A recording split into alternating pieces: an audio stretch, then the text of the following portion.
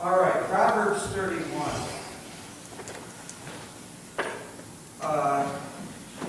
The last thing I want to do is misinterpret the verse.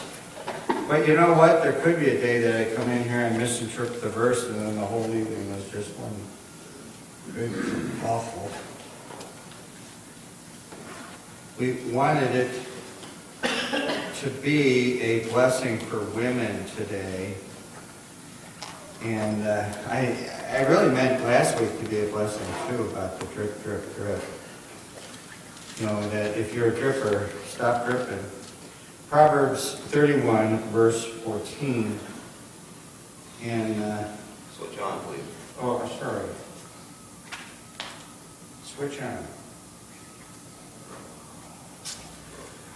Okay, I thought we would continue this. And do I have feedback? I feel as though I do. I don't know if it's because of this. I thought I would continue on with this metaphor, similitude. She is like the merchant's ships. She bringeth her food from afar. And so like the merchant's ships, I'm not real good at grammar. When it's S apostrophe, what does that mean? Merchants, meaning the people, the owner. Isn't that the owner? I think I chose possession. Plural possessive. Now, you see, you lost me when you do that. Yes. The ship, that's the way I took it. So when you say that's what you mean by plural possessive. Many people have the possession of it. Possession of ships. So it's not just one man that owns the ships, it's many men. Oh, how dare you? It's women too. But she is like that. Merchant's ships. She owns, it's like several men that own several ships. And I would say that in the Bible, a ship is always named after a woman, generally. What else is named after a woman? A city? Anything else? Could it be a river too? Definitely a city. Your car. Your car? We're talking biblically. But yeah, car, boat. But generally, it is biblically the city is named after a woman. But she's like the merchant's ship. She bringeth her food from afar. Now, I don't want to ruin your night, ladies. But if it does have everything to do with her getting food from afar, then I missed the whole. I missed the ship in the interpretation. Now think about. She bringeth her food from afar. Any women that bring their food from afar, where do they normally go? Store. No, that's not far. Yeah, that's what I wanted you to say. I don't mean to burst your bubble. So we would say the Amish country. That just drives me wacko. Now, I thought we would talk about that just briefly. If you're bringing your food from afar, what kind of food are we talking about? So it can't be turnips. It can't be in the meaning of turnips. So what kind of food are we bringing from afar? Here in Ohio. Cheese. No, you raise cheese right in your own backyard if you want to. Bananas. Salmon. But you could get it from the lake, I think. Give me something else, come on. Oranges. Bananas. That's Star Menard's joke. Is you're right up here at the store and yeah, we'll get there. And it's just you push the bit and the machine talks now. Put your and then Star and I, because there's this big pause, and we say banana. So it says bananas on the scale, the way it up. Okay, a pineapple. A lot of people don't like pineapple. I like it if it's cooked. Pineapple, bananas, oranges, lemons, limes, shrimp. You don't get shrimp here. Lobster. Name off some exotic stuff. I mean, if the lady's out there doing it right, she's bringing home shrimp and lobster. Coffee. I know you're allergic to it, but that's beside that. Coffee, that's another good one. Coffee. Mine's from Africa. We're not talking Jamaica coffee or Ethiopian, Molly brought home Ethiopian coffee, it almost killed me. That was really strong. Name off some other foods, but you're getting the point. If you were to go get your cereal, other than going to the grocery store, Kellogg's, is that made in Battle Creek? Michigan. Now, do you drive up there to get it? No. No. You don't have, see, the whole deal, you don't have to go far. You just have to drive just. Usually, now here's a professional truck driver. So he shipped it. He would go up to Battle Creek, Michigan to go and ship it. As a shipper, as a merchant ships. He went, but he did that as a living.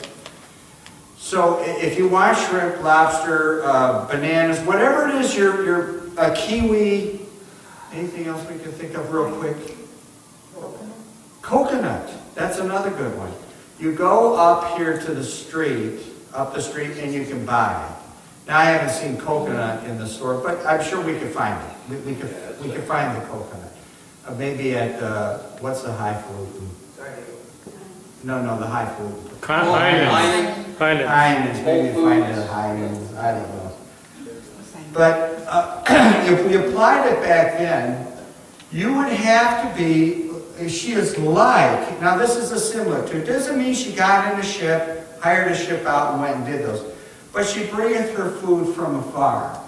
And she went and did that. Now we're going to have to, now I have in my side column, I don't know where I got it from, I could have got it out of a book, and I have answered prayers.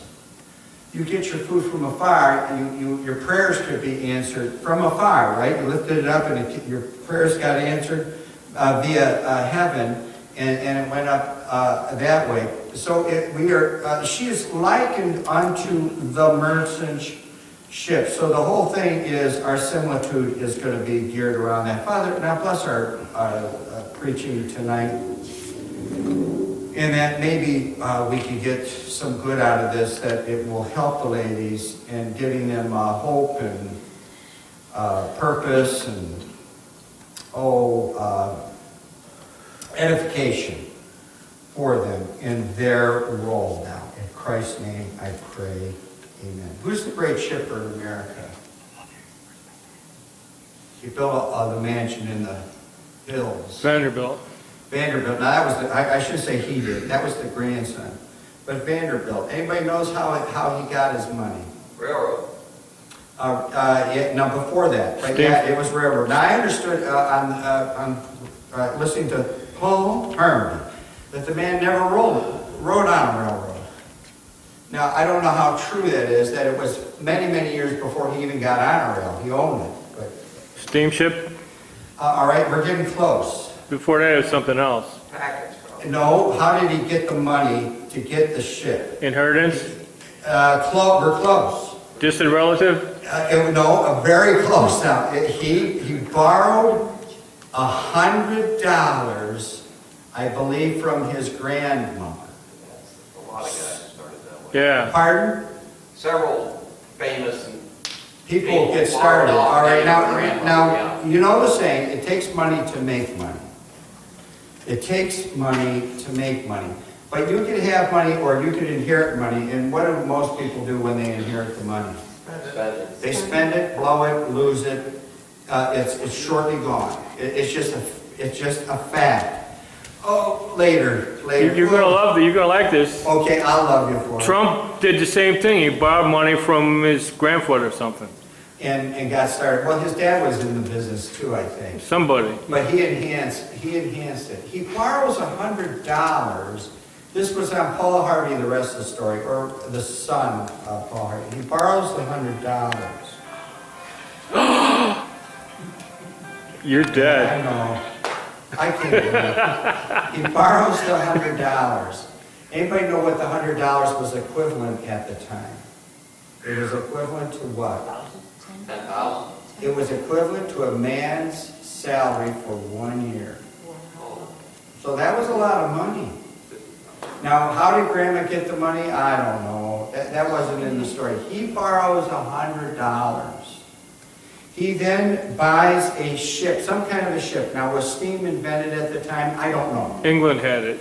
He is running, I believe it's a ferry line from one side of the river to the other side. And he's just shipping people across the river. At the end of the year, I'm pretty sure he pays the money back. He pays Grandma back. He has enough money to buy another ship. So now he's running 2 ships. Obviously, the more the merrier, right? Now here's something about the more the merrier. If you're manufacturing and you lose money on one piece, well, I'll make 100 pieces. So I won't lose money. You make 100 pieces, but you still buy and sell for the same amount. You're losing it 100 times over, folks. And so we've quoted jobs where you're doing thousands upon thousands. And they said, well, you got thousands upon thousands. Yeah, but we're losing thousands upon thousands of times. But he was making money. So he made money on the one, he made money on the other, and then it enhances. He eventually gets involved in railroad and he's in shipping. And so it's likened unto this, like the merchant ships. Now, folks, we don't build ships today like these ships as we're talking, but it takes money to make money. But now let's look at this woman. This woman, as it begins here in verse 10, who can find a virtuous woman? So if you have, and you're beginning with this virtuous woman, I would say a woman who is saved, it says her price is far above rubies. So I would have to say that this woman is already rich. Now we're going to have to make this apply, we are going to spiritualize this. It's not after food, going down to Amish country to get cheese and onions and grapes, and I mean, you can get that right at the store here, folks. Jim kind of clued me in as to what was going on. We had somebody in the grocery business, and I think it was Giant Eagle. The hub was up maybe in Buffalo, and he talked how the bananas came in and how the trucks had come in. Now, this is what Jim told me, is the boat comes into Cleveland. It's 5 in the morning. All the step vans and the trucks pull up. The bidding goes on, the purchases are made, all that food is distributed at 5 or 6 o'clock in the morning, and it goes off to these small delis. It goes down to Amish country. They take the food down there. They drive up here, get the food off the boat, and take it down there. Now, I said, well, then what is all that about, Jim? He said, the whole thing is atmosphere. Now, is there locally grown things down there? Yeah, there's locally grown things down there, but it's only when it's in season. Otherwise, it's coming off that boat. That's what Jim told me. Now, I don't know if he knew what he was talking about. I assume he was in the food business. He would go up there with a truck maybe for the mission, and he may have known something about it. But a lot of that stuff is just being distributed from all over the country. It doesn't mean it happened in that location. Now, so you go down there. Why do you go down there? For a 3-letter word, for fun. You're going down there for fun.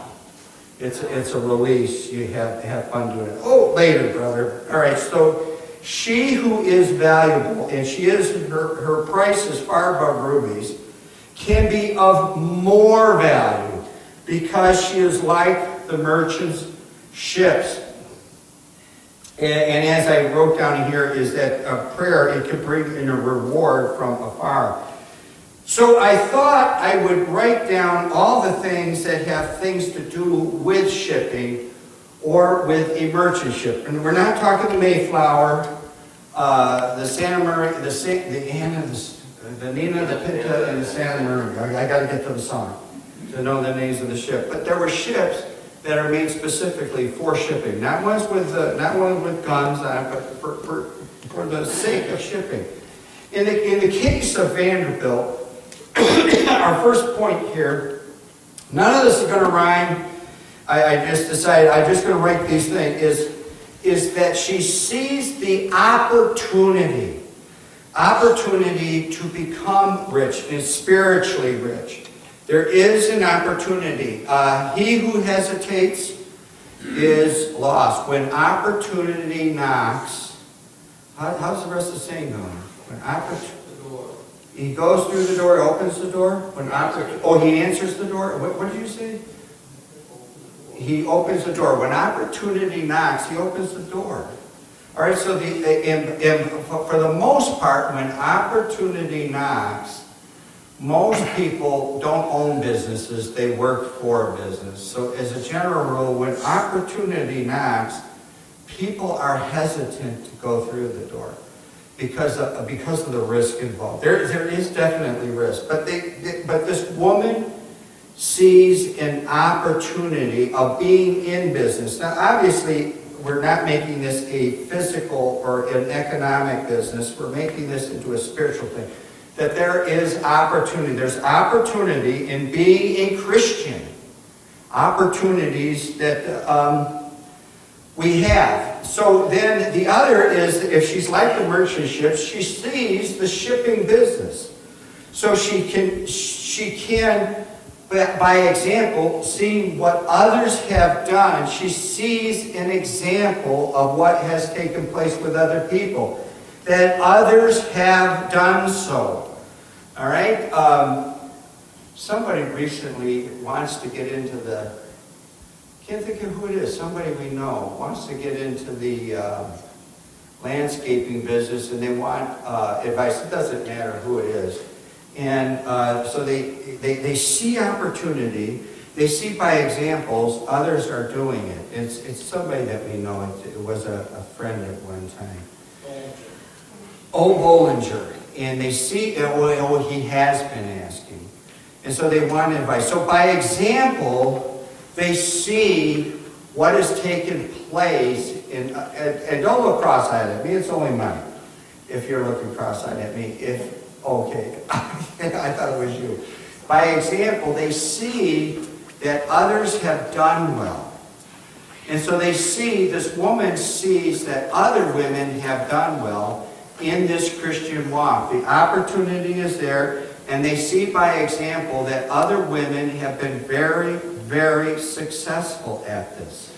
So I'm going to venture out into this. And so our third point is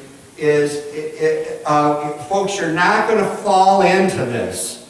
If we talk about money, there's old money and new money. What is old money? You're right. Your last name is, give me one. Rockefeller. Your last name is Kennedy. Your last name is Vanderbilt. Old money. But with new money, it does and will take effort. So our third point is, she sees opportunity, she sees example of others that have been successful in it, and she sees that this is going to take an effort in which to do this. She's going to build this ship. Buy the ship, build the ship. You know, there's a difference between buying a ship, sailing a ship, and building a ship. There's a difference between buying a ship, building a ship, and sailing the ship. They're not all the same. So there is an effort into it. Anybody know that? Anybody that ever built a ship? Any kind of a flotation device other than a Revell model? Nobody here? When I was a kid and we were the Boy Scouts, we built canoes out of fiberglass. I didn't stay in the troop long enough. They took them up to the Olentangy River up in New York. Is that where Olentangy is? That's in Columbus. What's up in New York? There's the Olean, Olean. I think. Yes, you're right. Olean River.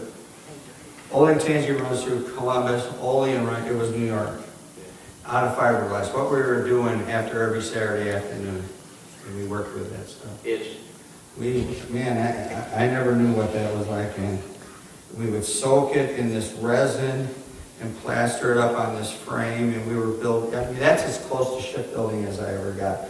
Close to building a building is this building. I mean, that was enough to take the starch out of a person. Just imagine doing what Trump does, building skyscrapers. Now you know that he isn't necessarily swinging the hammer. If he had to swing the hammer for the whole thing, it's never going to happen. right? But there's going to have to be an effort in building the ship, driving the ship, right? Owning the ship, the effort and the investment that it takes. And it is not suited for war, but suited for wares. It's a large haul for hauling, right? Because you bring your food from afar. So there is an effort. And then our fourth point, there is an investment. This effort, there is an investment has to be made. The investment for a lot of women today, men and women both, and that is empty hours spent during the day, empty hands, spending time with empty friends, blabbing away with empty words, empty hearts.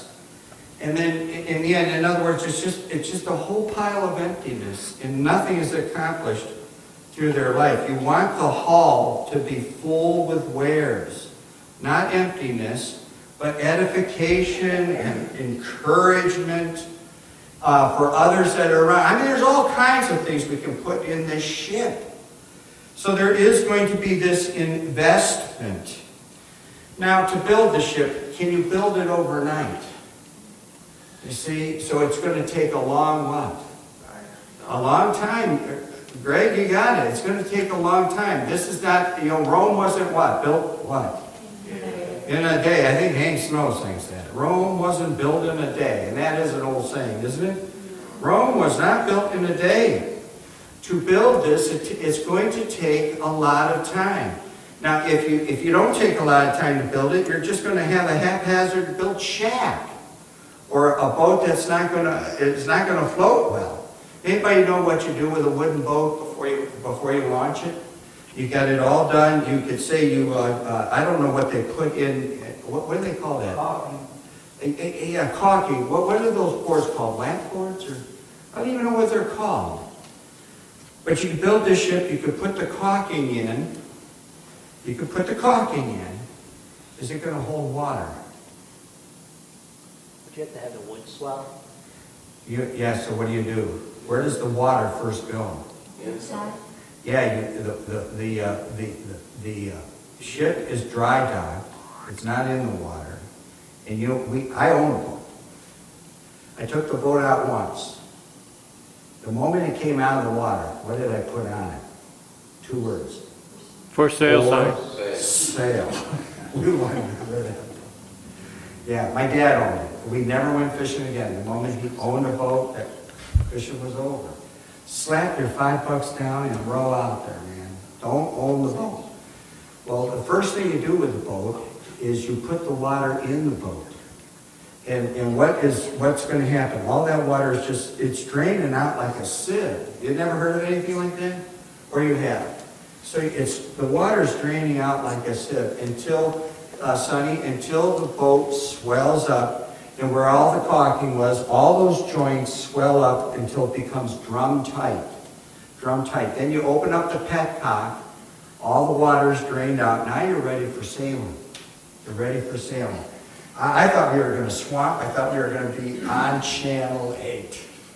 The wrong way. It wasn't for me. It wasn't for me.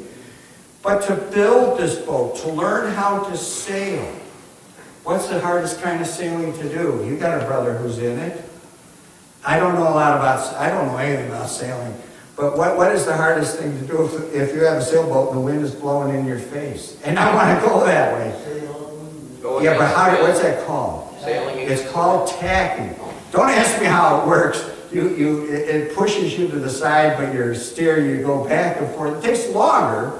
Obviously, you're going in the wind, but you can go into the wind. It's called tacking. It takes time to learn that. It takes time to learn how to edify. It takes time to learn to have your wares in this, to build the ship and to haul the goods and to have it. It takes a lot of time to do this. It does not happen all overnight. Now, when you're out there and you're sailing around you can't go to port. You're out on the open. You're up on the open sea. What can happen out there? Say it again, Brent. Weather. The weather. So there's a lot of risk. There's risk in anything you venture out to do like that. There is risk involved.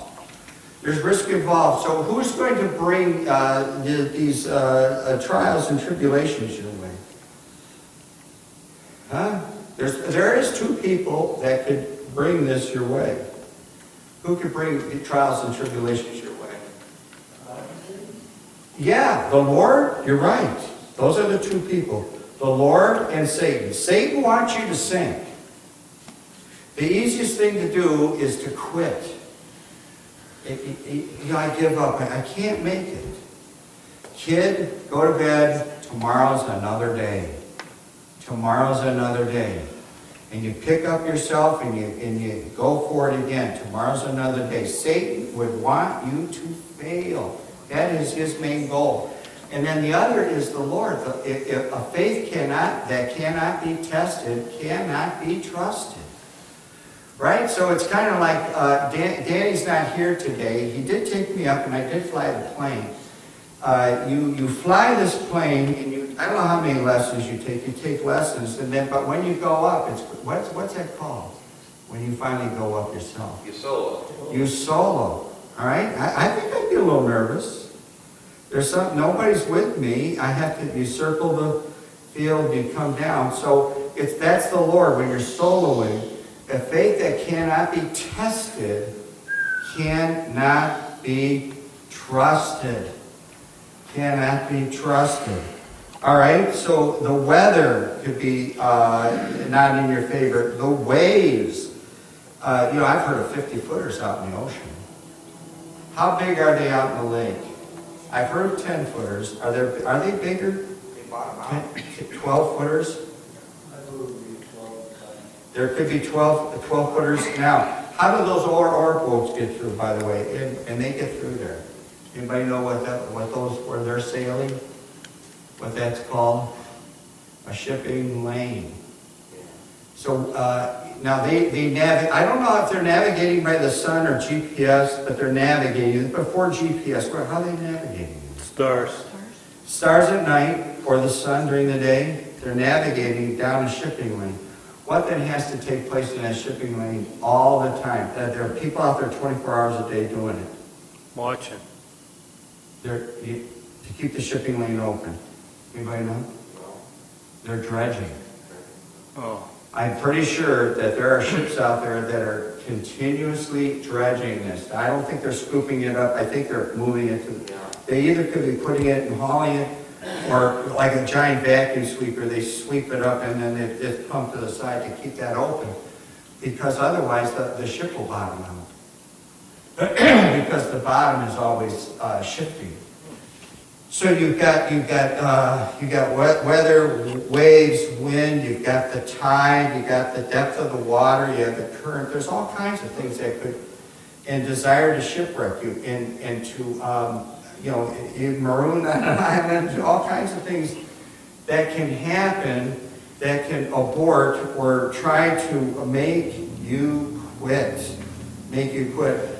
Now, in either case, if the Lord is doing it or if the devil is doing it, remember, there's no temptation taken us, which is common to man, that it is beyond our Ability to stand. Our ability to withstand that. Now that is an ultra paraphrase. That's an ultra paraphrase. But he has made a way of escape for you and I. So there is risk involved.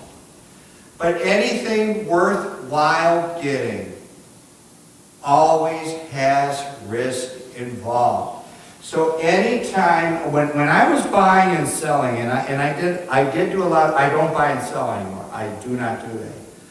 When I was doing buying and selling, I was in my field, I was directly with engraving, and a lot of it was being auctioned off. There's nothing being auctioned off anymore because everything is found its home. Very, very little, if anything's being auctioned off. So my era it's on the ash heap of history. Is people would say, well, how do you know you could sell it? I paid $100. Folks, I pay $100 and sell it for $1,000. That's a good deal. I bought something for $90 and sold it for $2,300. That's a good deal. And they would say, well, how do you know I bought it for $90? Well, how do you know you can sell it? Well, I don't know. I don't know. There is risk involved. And the higher the risk, the higher the potential of making, and then you say, well, that isn't fair. Well, what is fair? What's fair? What determines fair? As little as I can pay and as much as I can get for selling. That's what's fair. Right? I can't make a deal like that today. Ain't out there. Legalized theft, right? Taxes aren't fair. There is risk involved. And when she goes out with this merchant ship, all right, she goes, now, Brother Weltsy here was a truck driver. If he is heading out of Cleveland and he's going to, well, let's name it Atlanta. I think he said his favorite run was Atlanta, Georgia. And whatever the reason was, that's his favorite run. He wants to go down with a full load. And then when he makes that drop off, what does he want to have in the truck when he comes back? A full load or an empty load? Well, He wants to have a full load. So wherever he's going, he's getting the mostest out of that gasoline or that diesel fuel.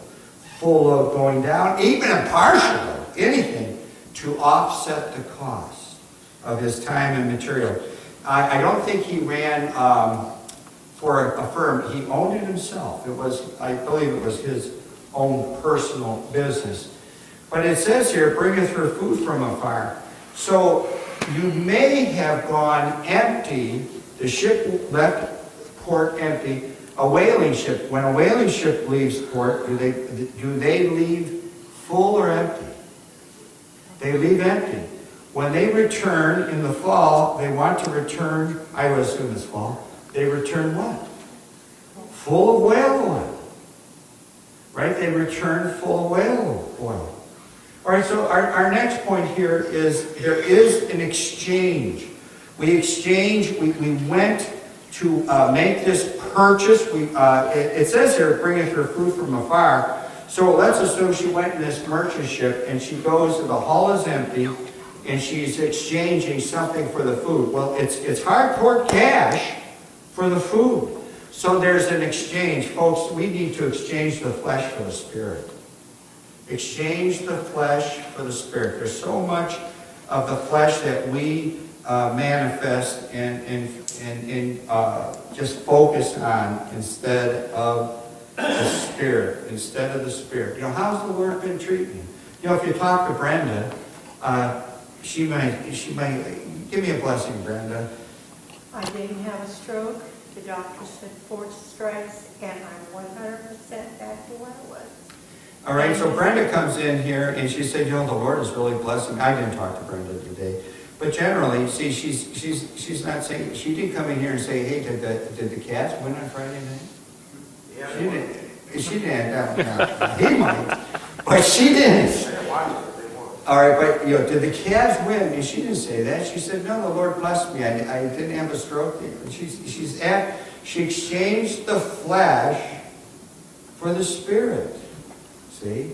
She exchanged the flesh for the spirit. See, and we need to really enhance that. Amen? The doctor told me I should gamble because I'm the luckiest person he ever met. And I told him I don't gamble. The Lord is Well, amen. what I put it in.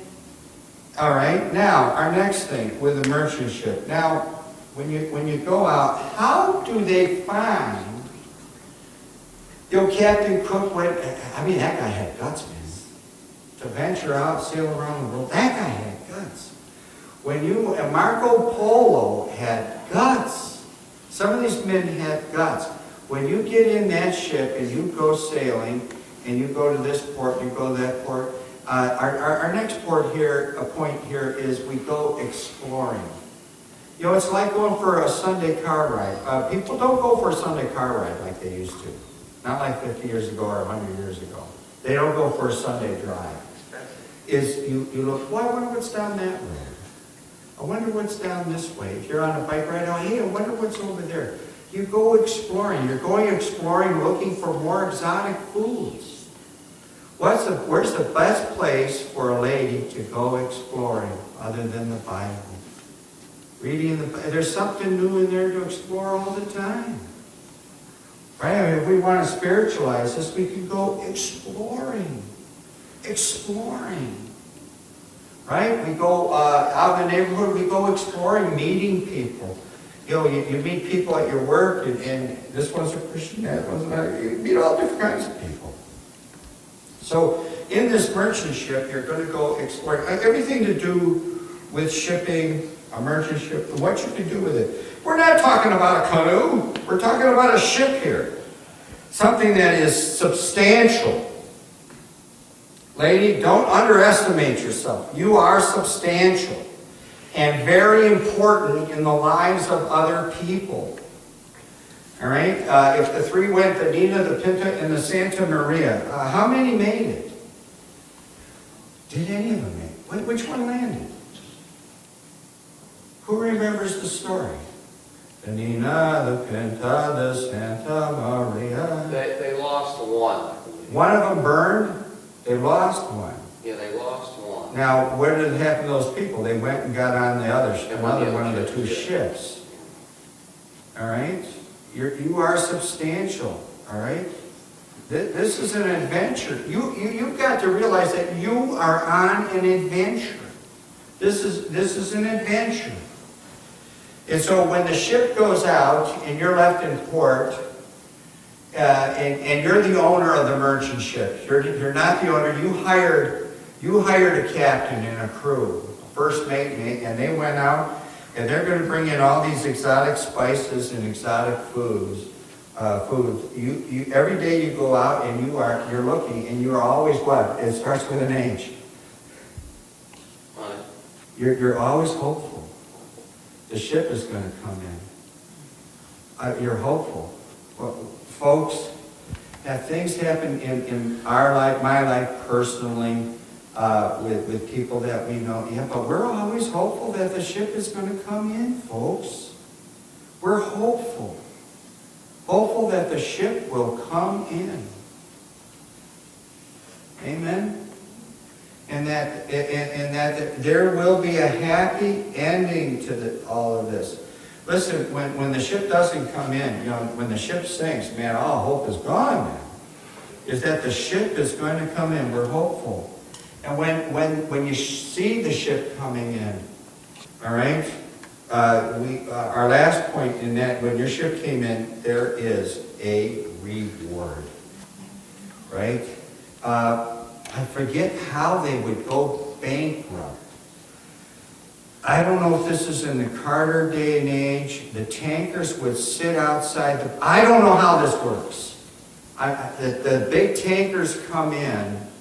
I don't know if this is in the Carter days, and they couldn't get the ship into port. For some reason, they're not permitted to bring the ship in.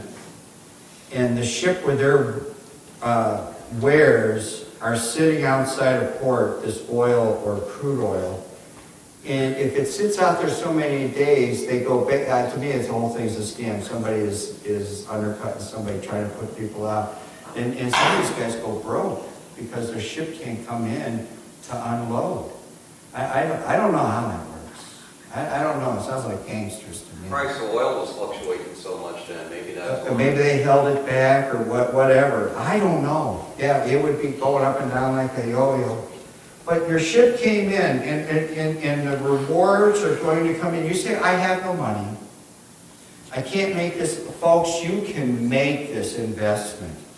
Your investment with your time and your talents, that you can make this investment with the power of the Holy Spirit in your life, that you do with like a merchant's ships.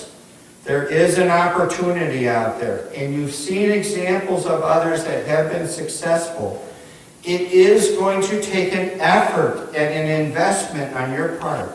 And this isn't going to happen overnight. It is going to take time to work at this. There is always risk involved. Where there's reward, the greater the reward, the greater the risk. There is an exchange. Exchange this world for the next world. This exchange of the flesh for the spirit. Go exploring. Do some new things. Try something new. This hasn't worked. Well, try something new. This exploring that you can do. And following the Bible, and there's always hope, folks, that the ship is going to come in, and when it does come in, there will be a reward for you. And this virtuous woman is already rich.